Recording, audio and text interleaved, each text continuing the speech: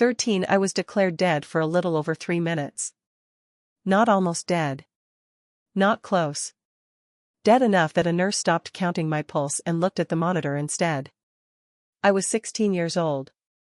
I remember none of the panic you'd expect. No fear. No screaming. The first thing I noticed was how quiet it was. Not peaceful in a soft way. Just empty. Like someone had turned off a constant noise I didn't even know was there. My name is Emily Jennings. I grew up in a normal town, went to a normal high school, argued with my mom about stupid things, and thought death was something far away. Something old people dealt with. Something dramatic that happened in movies, not in hallways that smelled like disinfectant. I didn't feel like I was fading. I felt finished. Complete. Like a sentence that had ended without warning. The strange part is this: I knew my body was gone before I knew where I was. It wasn't confusing. It was obvious. The way you know when you've dropped something and it's no longer in your hand. There was no tunnel at first. No light. No memories playing like a slideshow. Just awareness. Clear. Sharp. Too clear.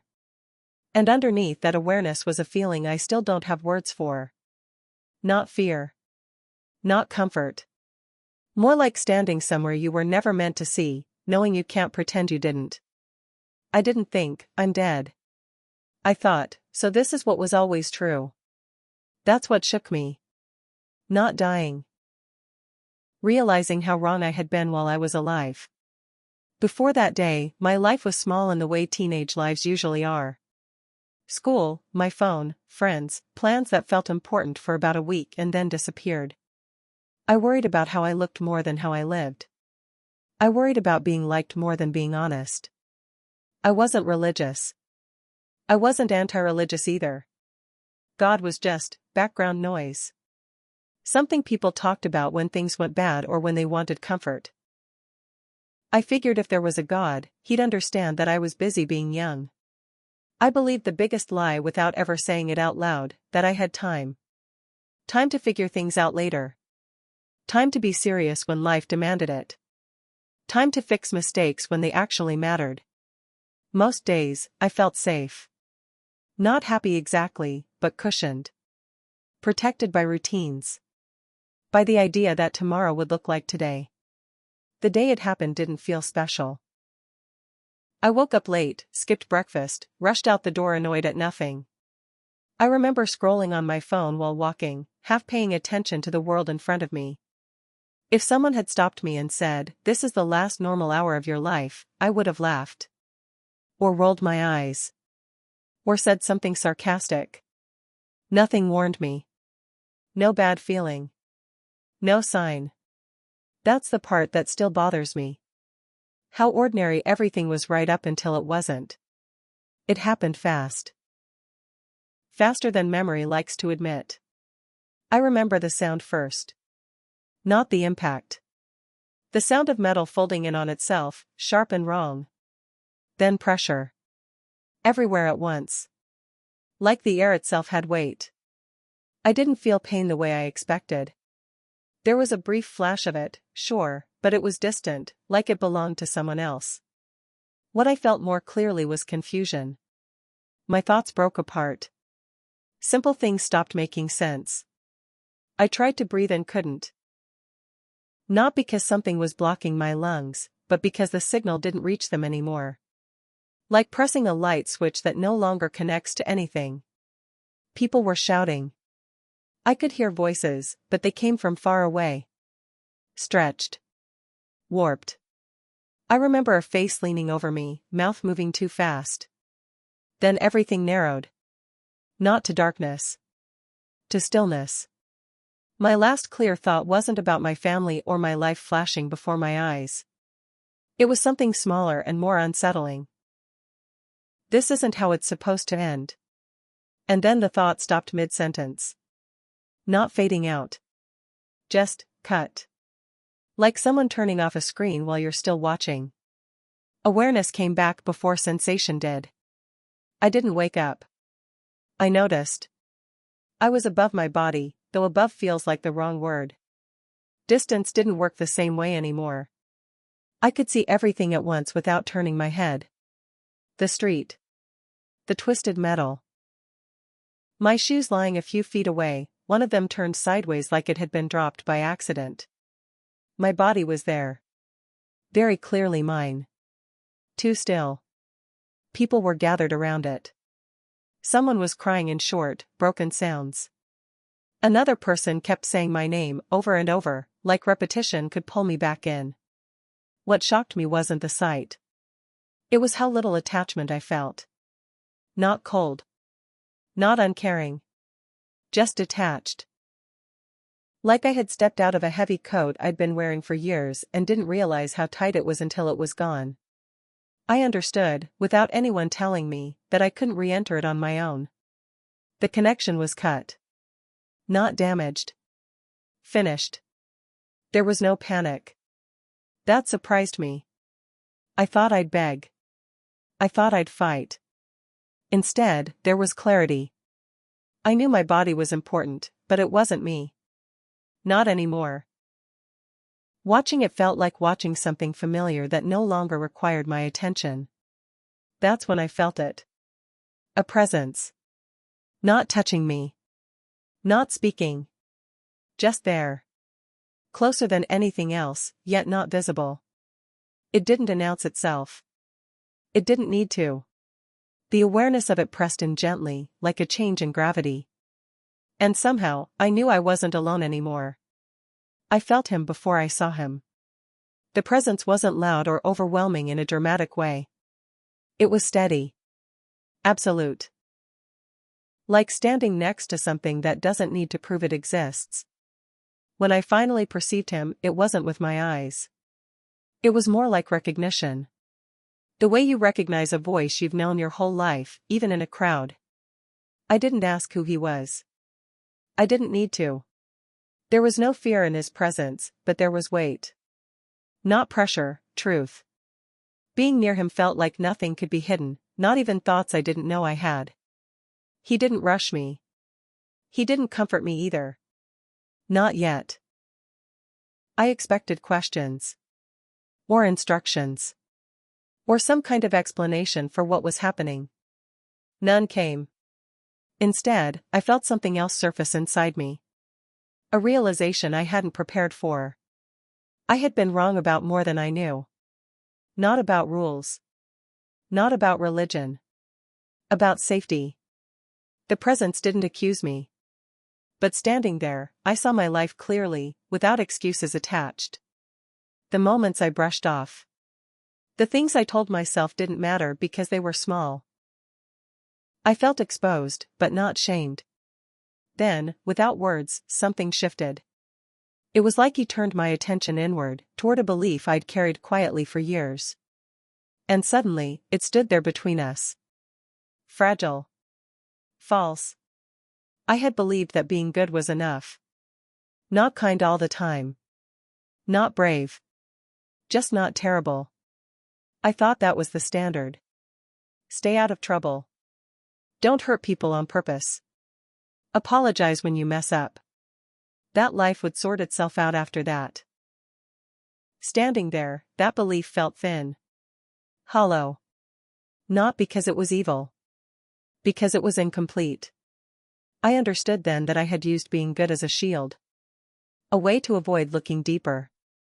A way to stay comfortable. Safe. Untouched. The presence didn't argue with me. He showed me. Scenes unfolded, not memories exactly, but impressions. Moments where I chose what was easy over what was true. Where I stayed quiet instead of honest. Where I followed what felt normal because it kept me from standing out. None of it looked dramatic. That was the problem. It was ordinary. I realized the lie wasn't something I had been told. It was something I had assumed. That drifting through life without choosing was neutral. That delay carried no weight. That comfort meant security. In his presence, that belief collapsed on its own. Not with fear. With understanding. And I knew, deep down, that if I went forward carrying that lie, I would lose something I couldn't get back. That's when the space around us began to change. The space opened without warning. One moment I was aware of him beside me, the next I was standing somewhere else entirely. Not standing on ground, exactly. More like existing within a wide stretch of space that felt purposeful. Ahead of me were two paths. They didn't glow. They weren't marked. They didn't look good or bad at first glance. That's what unsettled me. They looked ordinary. Almost boring. One path was wide and smooth. It stretched forward in a gentle curve, disappearing into a soft haze. People were on it. I could sense them more than see them. Moving easily. Talking. Laughing. Nothing urgent. Nothing demanding. The other path was narrower. Not dangerous. Just deliberate. Every step on it seemed to require attention. Fewer people. More silence. No one explained them to me. But I knew. The wide path didn't require choice. You were on it by default. You could drift. You could follow. You could stay comfortable and call it freedom. The narrow path wasn't about suffering. It was about awareness. About choosing even when it cost something. About paying attention instead of coasting. I didn't feel pushed toward either one. That mattered. What I felt instead was grief. Not for myself. For how many people never realize there's a choice at all? The paths didn't move. They waited. And I understood something quietly terrifying. Not choosing was still a choice. The wide path pulled at me without effort. Suddenly, I was within it. Not walking, surrounded. The feeling was warm. Familiar. Like slipping back into a life that doesn't ask questions. Everything felt fine. That was the problem. I sensed comfort everywhere. People smiling. Busy schedules. Full calendars. Noise that drowned out silence. It felt safe. Padded. Protected from sharp edges. But beneath that comfort was something missing. Depth. I realized no one here was looking up. Or inward. Everyone was moving forward, but not toward anything. Motion without direction. Full days that added up to nothing solid. It wasn't suffering that shocked me. It was how convincing the safety felt. I understood then how easy it was to mistake comfort for life. To confuse distraction with peace. To believe that because nothing hurts, everything must be fine. The presence was still with me, though unseen. I felt his attention, not on the scene, but on me. As if asking without words. Do you see it now? And I did. The safety wasn't real. It was insulation. Thick enough to keep truth out. Soft enough that no one noticed what they were losing. The comfort faded. And the emptiness underneath remained. The scene shifted again. I saw people I recognized. Not by faces, but by roles. Students. Parents. Leaders. Friends. People who looked put together from the outside. Successful. Respected. Admired. On the surface, everything looked right. But I could see through it now. Not flaws, layers. Beneath the polished exteriors were inner states that didn't match the image. Fear hidden behind confidence. Loneliness masked by activity. Emptiness buried under approval. What stunned me wasn't judgment. It was how unseen it all was. I realized how much energy went into appearance. Into managing how life looked instead of how it felt. Into maintaining an image that distracted even the person wearing it.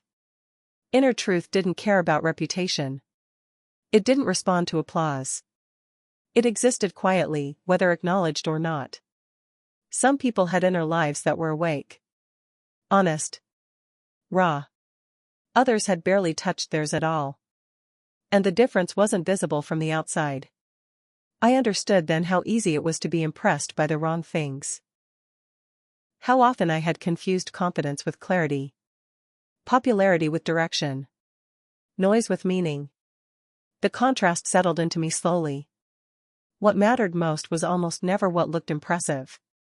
And almost everything important was invisible unless you stopped pretending. The feeling changed before the scene did. Pressure entered the space. Not fear. Not panic. Urgency without chaos. Like realizing you're late without knowing what you're late for, only that it matters. Time felt different here. Not shorter. More fragile. I sensed how easily moments slipped past unnoticed.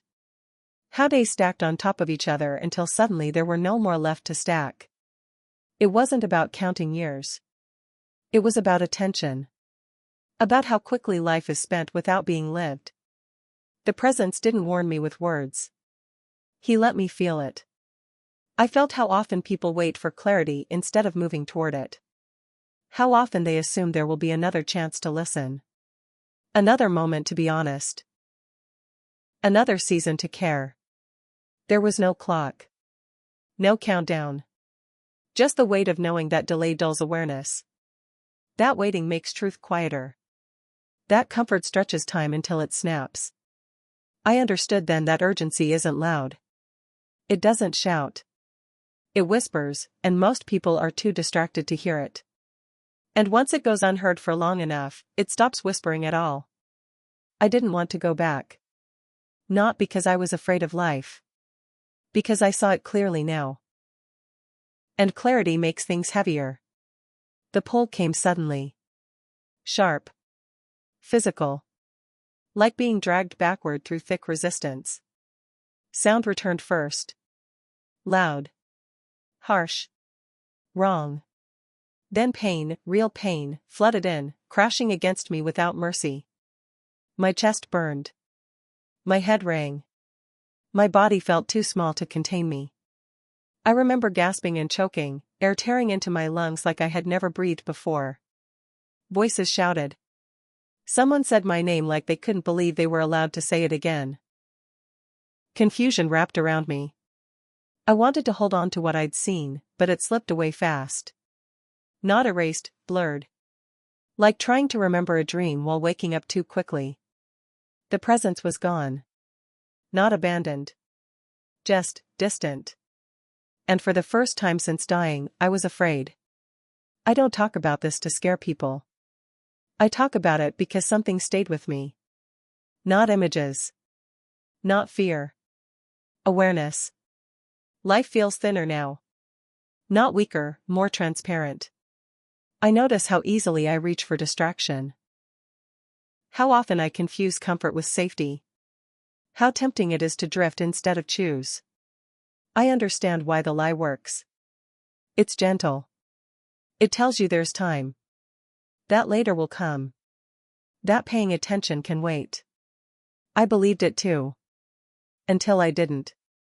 I don't have answers for everything. I'm still figuring out what it means to live awake in a world designed to lull you to sleep.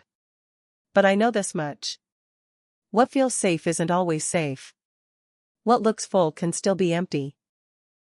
And what you avoid choosing still shapes who you become. I came back with a quiet urgency I can't shake. Not fear. Clarity. And once you feel it, it's hard to unfeel.